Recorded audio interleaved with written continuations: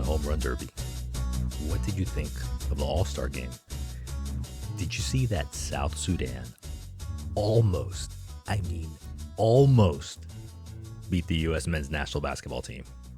I have socks that are older than South Sudan, a nation that was created 13 years ago, broke away from the brutal dictatorship of Omar al-Bashir and the Sudanese Civil War, the second Sudanese Civil War, actually. Is this C-SPAN or a baseball podcast? All right, let's get back to baseball. Sorry about that. The Home Run Derby, I had it on in the background. Didn't watch too much of it, but I did watch the entire All-Star game. I thought it was cool that Paul Skeens started for the National League, but I always find it weird that the MVP of each of these All-Star games is always one person that has like one hit or maybe a pitcher. I don't know, when's the last time they had a pitcher as an MVP, because these guys only go one inning. I remember back, I think it was like in the late 90s or early 2000s, the starting pitcher would sometimes even go like an inning and a third or even 2 innings. Obviously with these steel ceiling pitch counts, none of these pitchers go more than an inning, absolutely not. I enjoyed it. Major League Baseball has the highest TV ratings for all of the major All-Star games. Better TV ratings in the NBA All-Star game, better TV ratings in the NHL All-Star game, and of course the NFL has dropped it years ago. I want to talk about something that also happened last week, the draft, the Major League Baseball draft, and specifically the national media's favorite team, the New York Yankees. The Yankees have had pitching injuries all throughout the year. Currently, Clark Schmidt is out. Jonathan Loisiega is out until next year. Garrett Cole is finally back. He's still finding himself. Nelson Cortez Jr., he might as well be. Is it Nelson? Is it not Nelson? The Crack Last Call Baseball research team told me, yes, it is Nelson Cruz. Nelson Cruz? No, man. Nelson Cortez. He had a horrible outing against Tampa Bay Rays. What was it? Saturday night? Friday night? Just recently. Major League Baseball draft isn't yet an event like the NBA draft is or the NFL draft is, but they're learning, they're getting better. Now, specifically the Yankees, their first 7 picks, they picked all pitchers. All pitchers. As you probably know, Major League Baseball draft isn't like the NFL or the NBA, where those basketball players, those football players most of them can immediately contribute to the team that drafted them the very next season.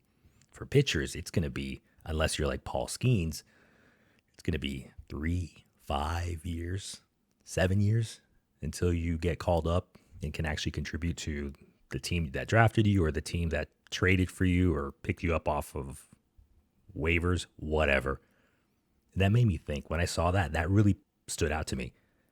Are any of these pitchers going to help the Yankees pitching staff, whether as relievers or starters, in the next 3 to 5 years? This is what I love with the strategy part about it. You plant something, you plant a seed, and you nurture it.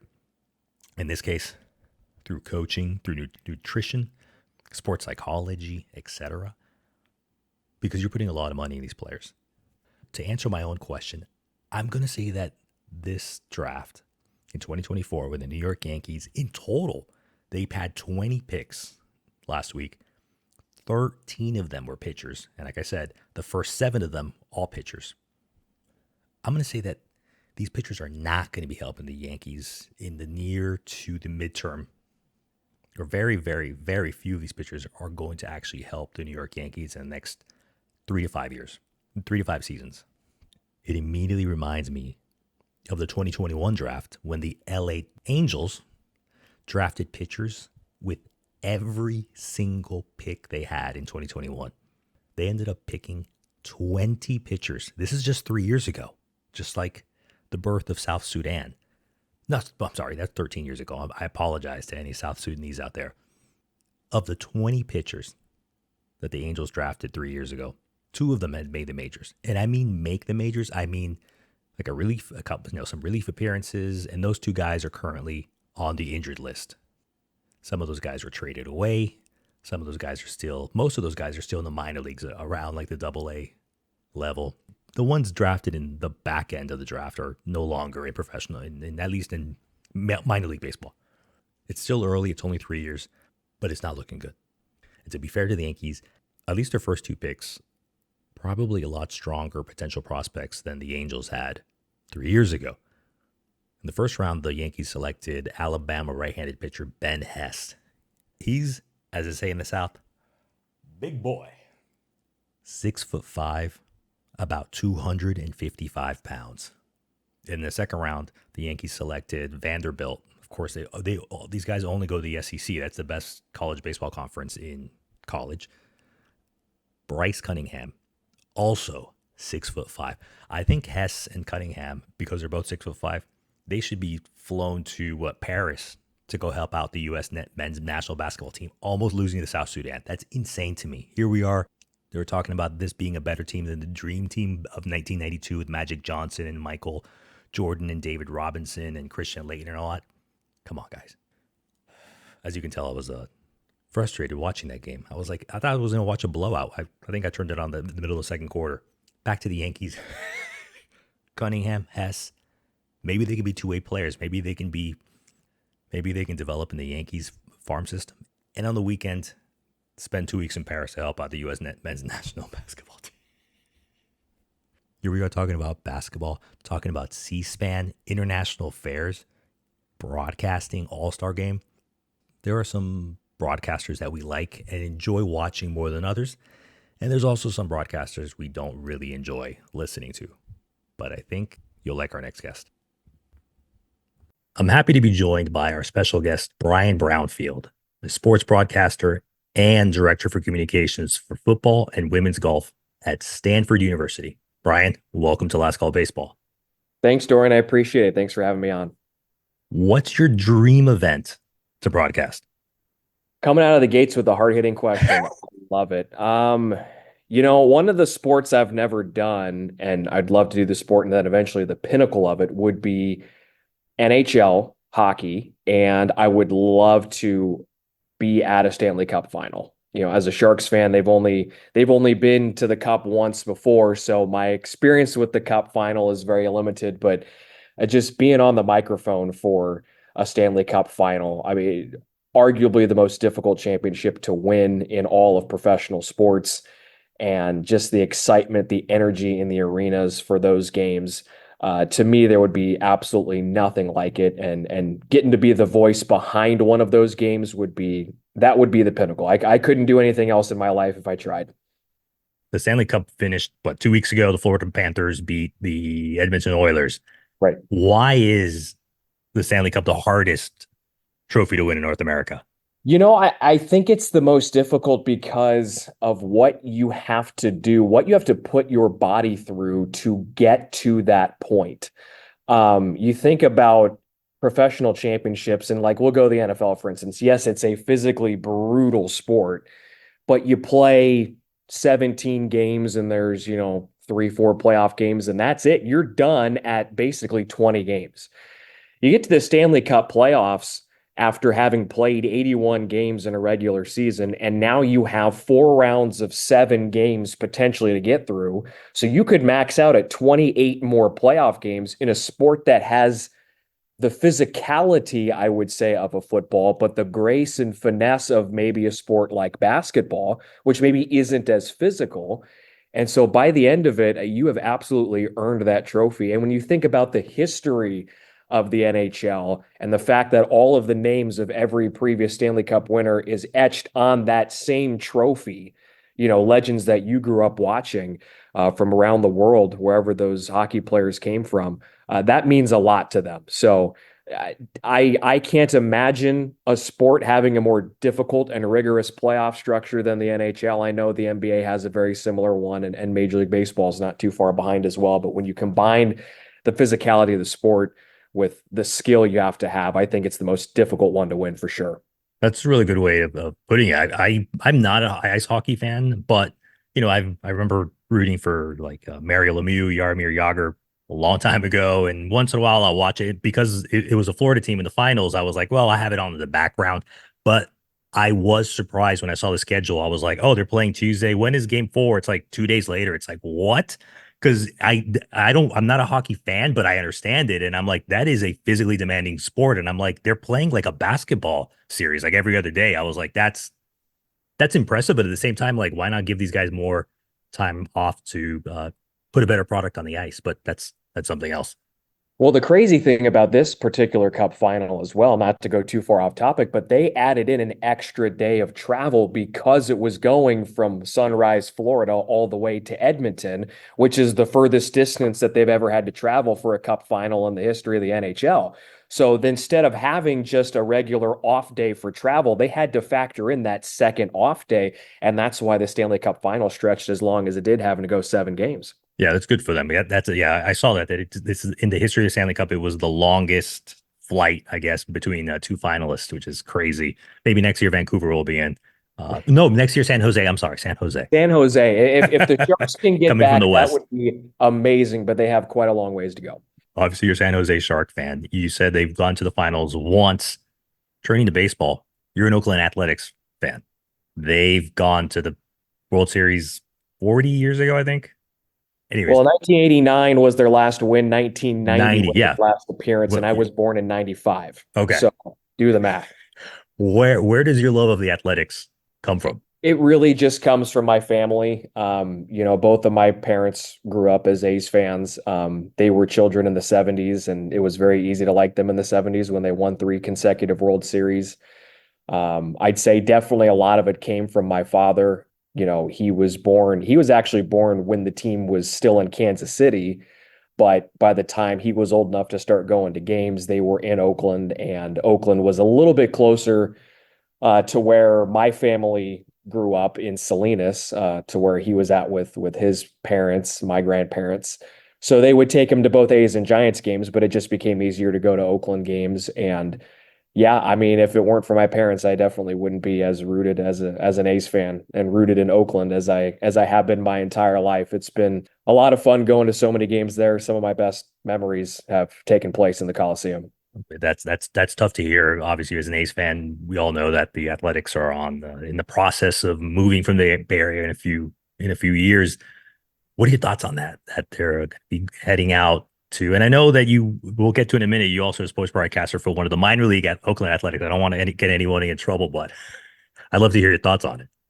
Yeah, it's tough. I mean, you never want to have one of the teams you grew up supporting, especially one that you grew up going to supporting, relocate and move into an area which is not nearly as easy for you to get to. Yeah, Vegas isn't that far away, but it's not for me an hour and a half car ride like it was for me growing up, or now here in the Bay Area where I just hop across the freeway and cross one bridge and I'm there in half an hour, like I was on Sunday. I went to the game Sunday and it took me half an hour to get there. Like it's a little different now. Even for the interim years in Sacramento, it's hard because there is so much history in Oakland. Some of the best years of this franchise have been in Oakland, and for not just my entire life, but again, pretty much for the duration of my parents' lives as well. That's multiple generations of fans that have grown up supporting this team, loving this team, and sticking with this team through thick and thin. And to all of a sudden have them taken away really without a solid plan put into place, I think is the most difficult part. If there were clear plans to get this team to Vegas or wherever they wind up, it might not even be Vegas, but let's say it's Vegas. If there were clear relocation plans, if they had a legitimate ballpark rendering, if they had financing in place and it made sense because Oakland was some sort of dying market, sure, okay, I would understand that. I wouldn't like it, but I would understand it. But there's just so many questions that we as fans have that it makes it really, really hard to actually understand. And that's what makes it tougher. And that's why this final season in Oakland is such a bittersweet one for us A's fans. It's also frustrating just as a baseball fan because the Oakland Athletics obviously have a horrific record, but they still somehow that player development program, whether it's been gutted, I have no idea about the inner workings of the organization, but they still produce really good players. And I'm like, I look at my favorite team of the Atlanta Braves. You have Matt Olson. You have, I believe Sean Murphy was also an Athletic, and we signed a few weeks ago, but even though he's on the IL right now, Roman or Laureano, I forget his Yep. first name. Yep. And you just see these athletics just sprinkled all over Major League Baseball, and you're like, most of those guys are probably homegrown, and it's disappointing. I'm happy that we got these players, but it's almost unfathomable because the Athletics are a historically significant organization. But and even though it pains me to say, it's almost like in their DNA to move. Obviously, going from Philadelphia to Kansas City to Oakland and now potentially Las Vegas. It's like they're like vagabonds almost, but yeah, they should. They certainly. There's no reason for them to leave. Yeah, you just haven't seen a ton of relocation in professional sports in the last 50 plus years. I know we've seen the Chargers go from San Diego to LA, a very short but a very controversial move. And yeah, the Raiders went from Oakland to Vegas. But really, I mean, the last real major relocation, I guess that I would think of for baseball, anyways, you'd have to go back to Montreal losing its team to Washington. Other than that, there hasn't really been any in the last 50 years. Yeah, well, So there's also the Cleveland Browns going to Baltimore the Cleveland Brown on the NFL and side, yeah, Baltimore Ravens. them Yeah, going there, and then you'd have a couple of hockey franchises that have moved, and of course the NBA with leaving Seattle for Oklahoma yeah. City. But on the baseball side, other than Montreal to Washington, there haven't been any significant moves. There's been expansion, but no teams leaving their current markets. And when you factor in that Oakland is a top 10 TV market in the country, and you're leaving that to go to Las Vegas, which is number 40 in the country, and it would become the smallest major league market, it just doesn't seem to make a lot of sense. Reach. You know, obviously, as I said at the top, you're a sports broadcaster, and I always find it fascinating because there's not too often that sports broadcasters do a lot of do different sports. The first person I think of for no reason is like Joe Buck. He does football, he does baseball. You did basketball. I'm not sure if you still do basketball. You also do baseball. What's the process of getting your mind ready? Because the basketball and the baseball season overlap.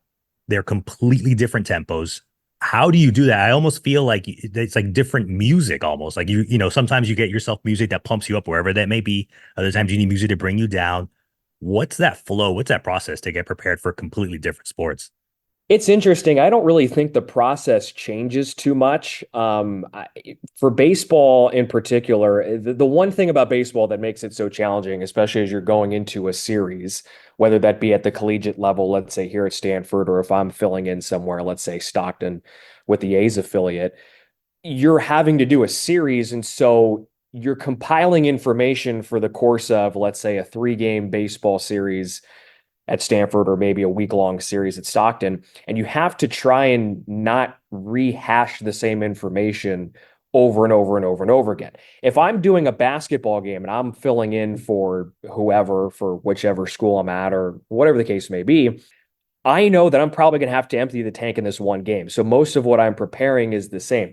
So, or is going to be used, excuse me. So that's maybe the only difference, but the way in which I'm going about my preparation, that never changes.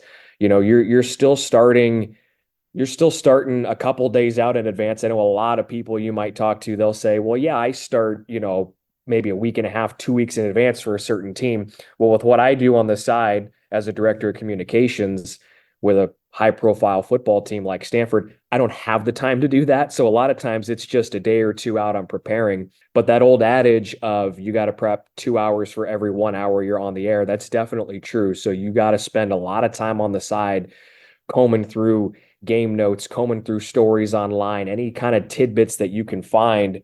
So the preparation really doesn't change at all. It's just a matter of how you use that information depending on which sport you're calling that day. Question I'm curious about technically when you're broadcasting. Do you guys, I think I saw it in a movie or something. Do you guys really have like a cough button? So like when you're coughing or sneezing, like no one, the TV or the radio audience doesn't hear it? Yeah, there is. So if you're doing a game with a television style setup, which I would use at, let's say, St. Mary's, if I'm doing a game that's on ESPN Plus, we do have a talkback button. Well, there's two. There's a talkback button, which will allow me to talk directly to the producer. And then there's the cough button, which will just mute me automatically so that I can hack up whatever's in my throat, get it out, and move on. Otherwise, if I'm doing radio games or something that we're kind of a little more in control of, we have our mixer sitting right beside us, and so I'll just take my volume knob, turn it down real quick, turn it right back up. You get real good at that over a period of time. If I was in your position and let's say it's a basketball game and the home team's going on a run and they're coming, it's like 15-2 run, the crowd's really getting into it, or you're in a baseball game where the bases are loaded, it's late in the innings, I would totally take the microphone, not talk, and just put it into the audience. Not very professional, but of course that's why I'm not in your shoes. But I always was like, why don't they do that? That sounds like it's like the Major League Baseball, the film, that scene. I don't know if you remember when Euchre, he's like, the crowd's going crazy here. It's one of the things you learn over time. That's actually something you're supposed to do. You want to get out of the way at times and let the audience tell the story of what's happening and to put the listener in their shoes, make it seem like they're actually there. It's a lot more common to do for television style broadcasts, where as a play-by-play guy, less is typically more. You're not having to be as descriptive, having to talk quite as often. But for radio games, which is where a bulk of my games come from, something happens, you'll hear that pop from the crowd, they'll start to go crazy, and you shut up for a couple seconds, you soak that in, and then once you kind of hear that start to go down just a tick, that's when you get back into it again. But when it's on television, you can really lay off for a long period of time. I mean, I've even had one where to a much lesser degree in terms of the audience and stuff, but we had a St. Mary's women's basketball game that was on ESPN Plus, and it was on a local school kids day, whatever. I don't remember the exact. It was like a community day type thing where we had like 1,200 elementary school kids from the Bay Area in attendance, and we had a big game changing three that led right to a timeout, and I didn't say anything going into break. I turned my mic down. I made sure the crowd mic was on, and I just let it go into break. I didn't say anything after I said that there was a timeout call. Like that was it. We went to break because there was absolutely nothing I could say in that moment that was going to amplify the moment that was being told, and just hearing everybody scream and go crazy. So you're onto something there. You are supposed to at times just shut up as a broadcaster and not say anything. It sounds crazy, but it's actually a good way to go about it. That sounds awesome. Maybe I'll start off doing a high school game here somewhere. I'm joking. One more broadcast. I've always thought about this, especially in baseball, because whether it's a minor league or major league, the regular season, I think you have like now it's like 2 or 2.5 minutes in between the innings.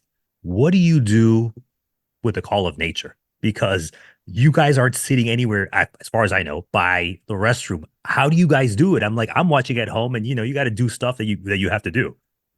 You got to time it out really well, and you kind of just have to make sure that you go right before the game and that you're drinking an amount of fluid during the game that you are comfortable drinking to where you're not going to have to go during the game, which leads me to a really funny story.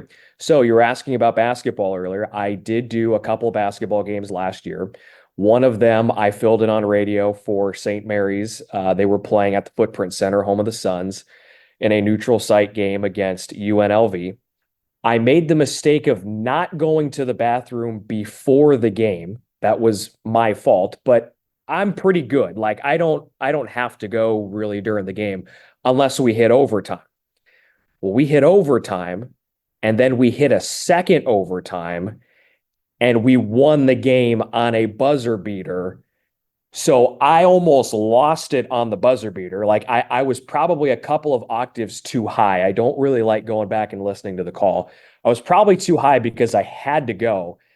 And so when I hit the commercial break, I took the headset off and I sprinted. I'm like, I got to find the nearest bathroom. I have to go.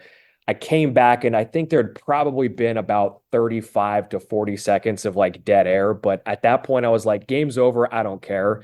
Doesn't really matter. We're just going to wrap this thing up and get on out of here. But you got to make sure you time it. And no matter how many years you've done it, you will screw it up and you will not time it right, as I learned last year. Again, that's what I kind of thought. But again, I've always wanted to ask a sports broadcaster because it was just like, how do you guys do it? Moving on outside of the realm of Mother Nature, people can't see, but you're wearing a very nice black Stanford Nike t-shirt. I'm asking you this question, Brian, as an athletics fan. Have the Oakland Athletics fans decided to boycott the Gap? Oh, they definitely have. Yeah. I mean, I personally, I'm not someone who has shopped at a Gap in years anyways, but that's just unrelated to the whole ownership situation of the team. But there's definitely been a consensus amongst A's fans to try and boycott. I mean, they're not just boycotting A's games, they're boycotting the family business too, which is wild. But A's fans are so passionate. They're such a special group of people. And over the last couple of years, I've gotten to really meet a lot more of them, even than I did prior, just being in unity with all of these guys and gals over this common cause of trying to keep the team in Oakland. They're a special group of people. And when they put their minds to something, they certainly can do it, as we've seen with the reverse boycott last season and the opening day tailgate parking in the parking lot that they had this year. They're such a great group of fans, and it's sad. It's sad to see this all kind of coming to an end here. But yes, they don't like Gap anymore. That's good. For those of you who don't know, John Fisher, well, his parents, the whole family owns the Gap, which also owns Banana Republic, Old Navy, and probably a plethora of other retail stores. Brian, you're an active man. I mean, you're doing all these sports, you're working at Stanford, but I think on your downtime, from what I've read, you enjoy bowling.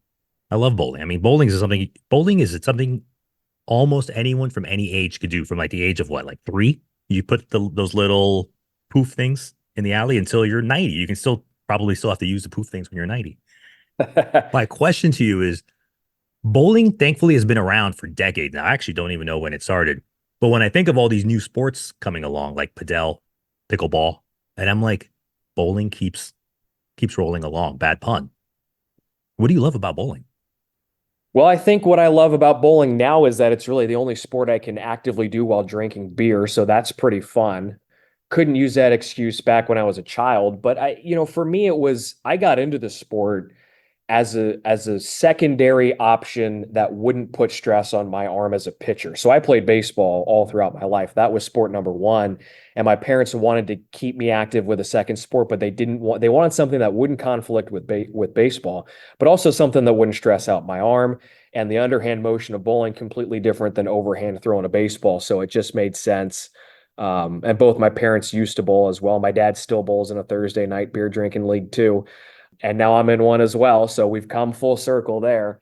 But it has a little bit of everything. And I mean, it's an individual sport, obviously, where you're the one who's trying to get the highest possible score you can get.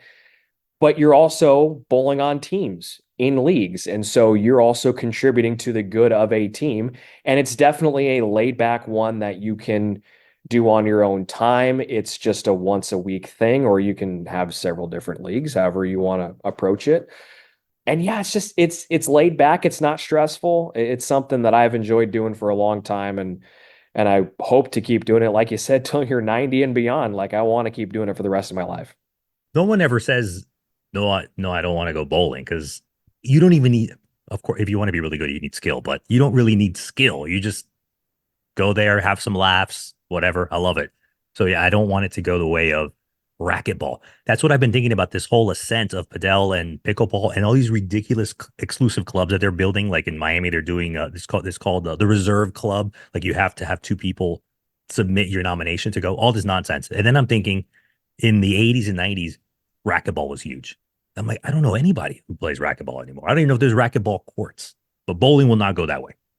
Bowling is going that way in the bigger cities and the bigger metroplex areas. But when you get out to the suburbs, you get out to the middle of the country, that's where bowling is still alive and well, because they have not heard of those other sports out there. Let's put it that way. And they don't have a ton of courts, a ton of resources to do that. But they got the local bowling alley, which has been there for, 60 plus years. So that's what they're going to do. And so I love it out there. And I hope that I'm able to teach my kids how to bowl when the time comes, and it just keeps on going. Cause yeah, it's like you said, it's something everyone can do. And that's what makes it so easily accessible. Yeah. Amen. Man, so you said you used to be a pitcher. Are you a lefty? Yeah. Okay, Yeah. because I saw you touch your shoulder. What pitchers did you enjoy watching when you were growing up? Oh man, Barry Zito was the man for me. I mean, growing up, I mean, when Zito won his Cy Young, I was 7 years old. So, and his curveball is what I modeled my curveball after. I was definitely not nearly half as good as Zito was, and I didn't throw nearly as hard. Not that he was a flamethrower by the end of his career, but yeah, Zito was the guy I had, I modeled myself after him for sure. High socks for sure, just like he had. The big nasty curveball, the high leg kick, like all those things were things that I took into my game and kept with me all throughout high school. So I definitely wanted to be him when I was growing up. I love that. I'm a lefty too, and the guy my favorite was always been Tom Glavine. I Oh just yeah. loved how it was almost like classical. It was very elegant the way he would pitch. Everything was but it was slow but very smooth as well. And I think of someone who's like coming from a different planet. Aroldis Chapman, also a lefty, and he's like there's legs and arms and like the guy's amazing, but or he used to be more amazing, but he still is. He's a lefty, but it's just completely different style for lefties. I just knew I couldn't throw 105, so there was no way I was ever going to model myself after Aroldis Chapman. But getting to Barry Zito, who at that point was probably throwing 91, 92 with a curveball that was like 69, I felt like I could attain that one day. So he was a little bit more of a realistic expectation for me than Chapman. Absolutely. Thinking about the players we used to look up to and what we would do if we ever wore the jersey of our favorite club. As I said, you're a busy man, but God forbid I'm going to take you away from Stanford. I'm going to take you away from Stockton. I'm going to take you away from St. Mary's and your Thursday night bowling leagues. You are being crowned a new Major League Baseball commissioner. As Commissioner Brownfield, what's one or two things you would change in the game? And remember, you're the commissioner, so you can do basically anything you want. First thing I would do is I'd keep the A's in Oakland. That would be move one, but that's not as serious of what I would do. So I think the first thing that I would really do is I would eliminate the ghost runner, quote unquote, at second base to start extra innings. I've never been a fan of that rule. I understand why they brought it in at the time, with the pandemic and knowing that they were going to have to play so many games in such a condensed time frame. It made sense, but keeping it in place now, I've never really taken onto that rule. It significantly changes how an inning starts, so much so to the point I think about it as a pitcher. I would do camps and stuff in high school where they'd be like, okay, instead of starting every at bat 0-0, we're starting every at bat 1-1. And that completely changes how you approach the at bat. Same thing now, you now have a runner on second base, nobody out. That's not your fault, but now you're coming into that situation. So I would get rid of that. If they wanted to, if I received so much blowback from that people rioted, I would say, we'll start it at inning number 13. If you can't finish a game in 12, we will bring on the ghost runner in innings 13 and on, and you can figure it out that way. I would hate that still, but maybe that's the common middle ground. The other thing I would do, and I haven't heard this one talked about as much, but I would bring back scheduled doubleheaders, but I would do so with the thought process of starting the season a week later and ending the season a week earlier. Because so often now, I mean, we're starting the major league season like on March 27th. And like when I was growing up, my birthday's April 6th. I've been to countless opening days on my birthday. Now we're lucky if the opening homestand is still on my birthday because it's been pushed up. And you see all these places like in Cleveland for Guardians games. Oh, they're getting snowed out and it's 35 and sleet at Yankee Stadium on opening day. That doesn't make a lot of sense to me. I know 1 week doesn't make a huge difference, but if you push the start of the season back and you end the regular season when it should end that last week of September, you're preventing postseason baseball from going into like the end of the first week or the second week of November, which I think is a win for everybody. It's the fall classic, not the, oh crap, it's going to be snowing classic. And I think you're able to build, like I said, because you're changing the schedule in that fashion, you have a flexibility for some extra off days. And I think that's great. And you're getting baseball back to its roots where scheduled doubleheaders were a thing back before we were alive, certainly. But back in our parents' lives where that was a regular thing. And I've always wanted to go to a doubleheader, and it would be so freaking awesome to do. I actually did a couple weeks ago. I went and saw the A's play in Minnesota, and they had a doubleheader because of rain, but they played a doubleheader. It was the first ever doubleheader I've been to, and it was so much fun. The A's lost both games, but who cares? I was at a baseball game for 18 innings. That was great. And so I would definitely add in more of those. I'd say maybe like 10 scheduled doubleheaders per team, which would take 5 days off the start of the season, 5 days off the end of the season, and condenses everything down a little bit. That's what I would do.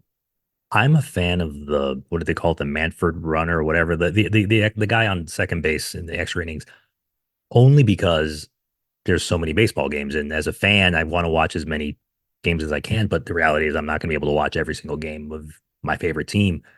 But I think that players who are no longer playing, the players of at the beginning of the century, and I'm specifically thinking about the American League East, the Yankees, the Red Sox, those guys ruined it for everyone because of them, because those guys would switch their gloves and their hats and they would, lick their fingers to see where the wind was going. And every at bat was like 5 minutes, where most for all of the history of baseball, the games have been 2.5 hours. I remember on YouTube, anyone can watch this, the 1948 World Series between who was no, not the 1948. It was some World Series between the Braves and the Indians, I believe it was. I forget. Those games were over in 2 hours and 10 minutes. In 1989, all those games were barely over 2 hours. It wasn't until like the beginning of this century where it's just bloated to 3.5 hours. And I think we could get rid of the Manfred runner, but we would have to keep the time, the pitch clock. Because right now, all these games are finishing around 2 hours and 40 minutes, which is pretty much that sweet spot, I think, in modern contemporary society. When they introduced the pitch clock, I was against it. I just thought baseball's not a time sport. Why do we need it? But I will say, having now called minor league games with it, I do think it brings a lot to the sport. It will keep people engaged. A lot of games go by significantly faster, like you just said. As a fan, I'm still mixed because, yeah, I mean, I've been to like 8 games this year, and I think the longest one's been like 2 hours and 50 minutes. Like, that's fine and all, but I have no problem being at the ballpark for 3.5 hours watching a game. Like, if it wants to go on for as long, go ahead. I love being at the ballpark. So as a fan, I'm mixed, but as someone who works the games, it's definitely a great thing for baseball. When we go to the Bay Area to catch Stanford baseball game, to catch a St. Mary's college basketball game, or a Stockton Ports game, where are we going, according to you, some good local places to get coffee, a drink, food in the Bay Area? The interesting thing I'm going to drop on you here is I don't drink coffee. So it's crazy. I'm one of only a handful of people I know in the sports world that doesn't drink coffee. A lot of options here near Stanford. One of the ones that we love going to is Gott's Roadside. It's a burger place. It's right across campus. It's fantastic. You can get a hamburger, you can get a beer, and then you can walk right across Stanford Stadium. Love that place. It's in a shopping center that's got a ton of other options as well. So highly recommend Gott's. Over in the East Bay, we're talking Oakland and we're talking St. Mary's. I love Bianca's Deli, which is in Moraga. That's where St. Mary's is located. It's a cash-only deli, but it is delicious. It's also kind of one of the only things that Moraga has going for them. There's also the Canyon Club Brewery, which is a great place for a beer. They signed on actually as one of the sponsors, the beer sponsors for the Oakland A's Fans Fest, the ones that we fans held this past year. And they have a Gale Ale, which is fantastic, named after the St. Mary's Gales. Stockton, I don't often spend a lot of time in Stockton. I kind of just go there to call the game and leave. But I will say, my girlfriend's family loves this place. It's called Angelina's. It's an Italian restaurant in Stockton. And I will say it's probably the best Italian food I've had in my life. I've only been there one time, but it is awesome. Well, I can't wait to go. I've been to Southern California plenty of times, but I've never been to the Bay Area, but I got to change that. Brian, thank you so much for joining us. Let us know where we can find you online, find you anywhere you do your sports broadcasting work. Yeah, you can find me on Instagram and Twitter at smoothbutter95. It's a really funny handle name. It's an old nickname of mine from back in the broadcasting days when I was in college. So at smoothbutter95 on socials. And that's where you'll find pretty much everything I'm doing from a broadcasting perspective. Otherwise, go Stanford.com. I have to get that plug in there since I work for Stanford. Our football season starting up in just about 6 or 7 weeks or so. So we'll be fully busy with that again. Hopefully, Brian's doing the Olympics in 4 years. Who knows? Fingers crossed.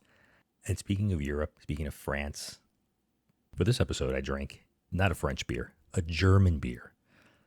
Here, you know how much I love pronouncing German words. I don't. Franzishaner Weissbier, a premium Weissbier from Spaten-Franziskaner-Bräu. For the last 20 seconds, I've just spoken as if I had marbles in my mouth. This place is in Munich, Germany. It's a good, dependable German beer. But you know what? I'm always talking about good American local breweries and also German breweries and Belgium. And these are all phenomenal places. But I'm going to start cutting back on beer soon because my summer stomach is demanding it. I'm not going to demand, but I'm going to ask you. Check out our social media on Instagram and Twitter. Rate and review the podcast. And check out our podcast t-shirts for sale if you want. All those links will be in the show notes. Thanks for listening to Last Call Baseball. Be great and get home safe.